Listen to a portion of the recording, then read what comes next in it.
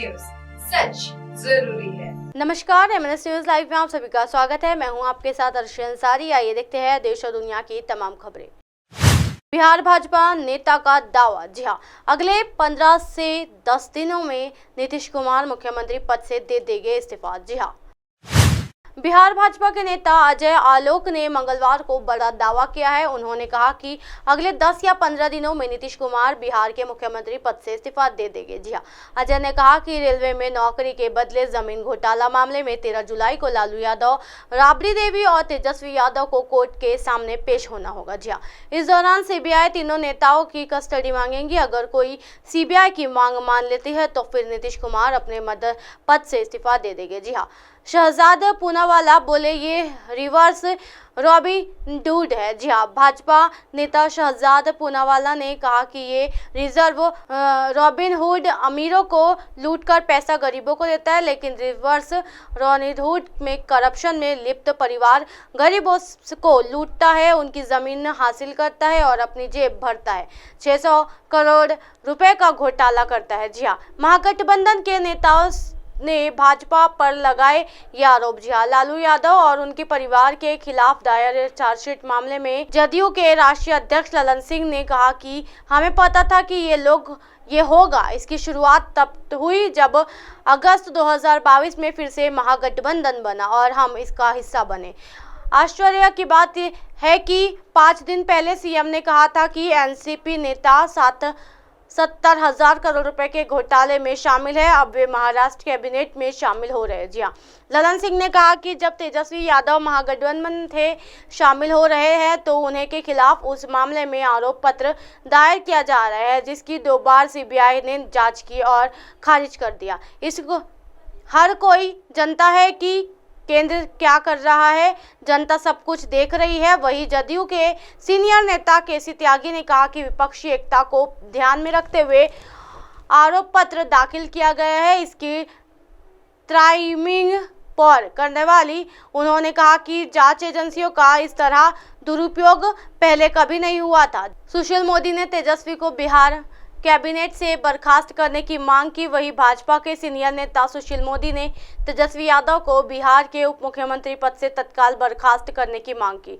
बिहार के पूर्व उप मुख्यमंत्री और भाजपा के राज्यसभा सांसद मोदी ने मुख्यमंत्री नीतीश कुमार को उनका रुख याद दिलाया कि वो भ्रष्टाचार पर कोई समझौता नहीं करेंगे। सुशील मोदी ने कहा कि बिहार के मुख्यमंत्री नीतीश कुमार को तेजस्वी यादव को तुरंत परिमंडल में बर्खास्त कर देना चाहिए, क्योंकि सीबीआई ने भ्रष्टाचार के खिलाफ एक मामले में मुख्यमंत्री के खिलाफ आरोप पत्र दायर किया। जी हां, सुशील मोदी ने नीतीश कुमार को चारा घोटाला की याद दिलाई। सुशील मोदी ने कहा कि मैं नीतीश कुमार को याद दिलाना चाहता हूं कि उन्होंने और उनकी पार्टी ने चारा घोटाले के संबंध में आरोप पत्र दायर होने के बाद लालू यादव को बिहार के मुख्यमंत्री पद से बर्खास्त करने की मांग की थी। बता दें कि सीबीआई से दिल्ली में राउज एवेन्यू कोर्ट में बिहार में नौकरी के बदले जमीन घोटाले मामले में चार्जशीट दायर की है।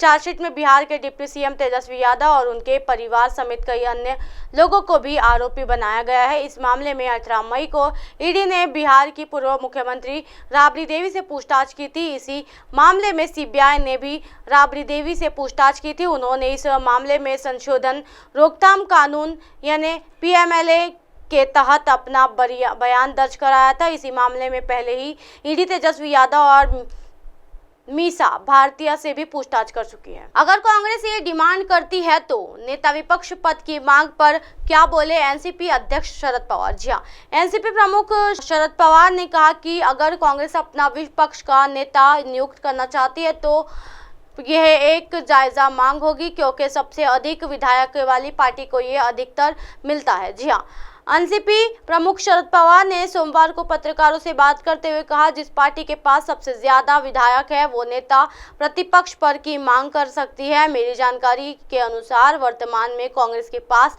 सबसे ज्यादा संख्या है और अगर वे इसके लिए मांग करते हैं तो ये जायजा मांग है। जी हाँ, कांग्रेस की मांग को शरद पवार ने बताया सही। जी हां, शरद पवार ने प्रेस कॉन्फ्रेंस के दौरान कहा, वहां से यानी अजित पवार की ओर से कई लोगों ने मुझे फोन किया और कहा कि उनमें से ज्यादातर अभी भी एनसीपी की मूल विचारधारा नीतियों के साथ है और वे सही समय पर अपना रुख घोषित करेंगे। जी हाँ, रिपोर्ट्स के अनुसार पवार ने कहा, मैंने कहा कि किसी को ताकत दिखाने के लिए नहीं बुलाया है। कभी आपकी ताकत बढ़ती है तो कभी कम होती है। मैंने पहले भी 1980 में इसका सामना किया था, जब मेरे 59 विधायकों को से केवल 5 ही बचे थे, लेकिन मैंने अपनी पार्टी और उन लोगों के लिए प्रचार किया। जी हाँ, क्या बोले शरद पवार।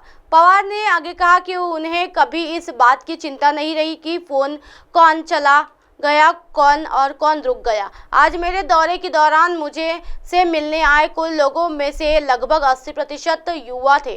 ये लोग धर्मनिरपेक्ष विचारधारा के लिए काम करेंगे और हर संभव प्रयास करके महाराष्ट्र को मजबूत करेंगे। बागी विधायकों के खिलाफ की जाने वाली कार्रवाई के बारे में पवार ने कहा, जयंत पाटिल राज्य में पार्टी का नेतृत्व कर रहे हैं और उन्हें शपथ लेने वाले के खिलाफ कार्रवाई के बारे में निर्णय लेने का अधिकार है। मुझे नहीं पता कि उन्होंने क्या कार्रवाई की है, कौन अयोग्य होगा और कौन नहीं, इसका फैसला जयंत पाटिल करेंगे। कपिल सिब्बल ने भाजपा पर विपक्ष की सरकारों को लेकर बोला हमला। जी हाँ, राज्यसभा सदस्य कपिल सिब्बल ने भारतीय जनता पार्टी यानी भाजपा पर पिछले कुछ वर्षों में कर्नाटक, मध्य प्रदेश और महाराष्ट्र जैसे राज्यों में विपक्षी सरकारों को गिरने का आरोप लगाया और कहा कि इस चलन पर रोक के लिए कार्रवाई करने की जिम्मेदारी अब उच्चतम न्यायालय पर है। जी हाँ, प्रतिनिष्ठ अधिवक्ता सिब्बल की है ये टिप्पणियां राष्ट्रवादी कांग्रेस पार्टी यानी राकांपा नेता अजित पवार और 8 अन्य विधायक एकनाथ शिंदे नीर महाराष्ट्र सरकार में शामिल होने की पृष्ठभूमि में आई है। जी हाँ, रिपोर्ट्स के अनुसार सिब्बल ने ट्वीट किया है, भाजपा के पद तथा अन्य चीजों का लालच देकर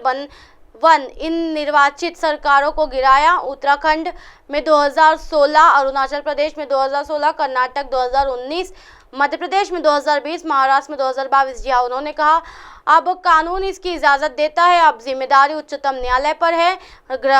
राज्यसभा सदस्य ने अजित पवार तथा 8 अन्य को एकनाथ शिंदे नीति महाराष्ट्र सरकार में शामिल किए जाने को लेकर सोमवार को भी भाजपा पर कटाक्ष करते हुए कहा था, पहले भ्रष्टाचारियों के पर हमला करो और फिर उन्हें गले लगाओ। जी हाँ, राष्ट्रवादी कांग्रेस पार्टी यानी राकांपा के वरिष्ठ नेता अजित पवार ने एकनाथ शिंदे के नेतृत्व वाली महाराष्ट्र सरकार में रविवार को उप मुख्यमंत्री पद की शपथ ली, जबकि पार्टी के 8 अन्य नेताओं ने मंत्री पद की शपथ ली थी। इसी तरह की दिन भर की तमाम बड़ी खबरों से फिर कराएगी आपको रूबरू। तब तक के देखते रहिए MNS न्यूज नेटवर्क। मेरे साथ यानी अर्शी अंसारी के साथ नमस्कार।